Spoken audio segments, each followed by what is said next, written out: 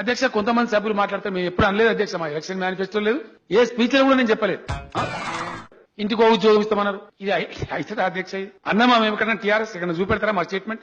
కుటుంబంలో ఒక్కలకు ఉద్యోగం కూడా కల్పిస్తామని చెప్పి కుటుంబంలో ఒక్కలకు ఉద్యోగం కూడా కల్పిస్తామని చెప్పి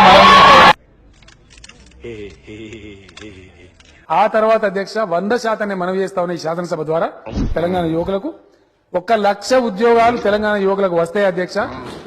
మనం చాలా కార్యక్రమాలు పెట్టుకున్నాం, అందులో ఎవరికి ఎటువంటి అనుమానం అవసరం లేదు.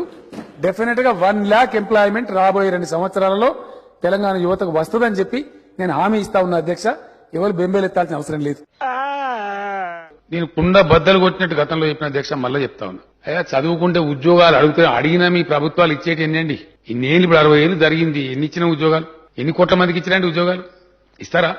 సాధ్యమవుతుందా? ప్రభుత్వ గ్యామిట్ ఎంత? ప్రభుత్వ ఉద్యోగాలు ఇచ్చేటువంటి లిమిట్ ఎంత మనకు తెలియదా? ఎందుకు అమాయకత్వం నటించాలి? చదువుకునే ప్రతి ఒక్కరికి, కాలేజీలో చదువుకునే ప్రతి ఒక్కరికి గవర్నమెంట్ ఉద్యోగం ఇస్తారా అధ్యక్ష? సాధ్యమైతే ఏ ప్రభుత్వంతోనూ అవుతుందా? అయ్యే పనేనా? మొత్తం కలిస్తేనే మన ప్రభుత్వ ఉద్యోగస్తుల సంఖ్య 3-3.5 లక్షలు. ఇలా నాని ముత్యాలు కలిపి త్వరలో మంచి బుక్ అయిద్దాంరా. కుటుంబంలో ఒక్కలకు ఉద్యోగం కూడా కల్పిస్తామని చెప్పి చెప్పడం చెప్పిందని మీరు నిలబడాలి, నిలబడి చూపించాలి.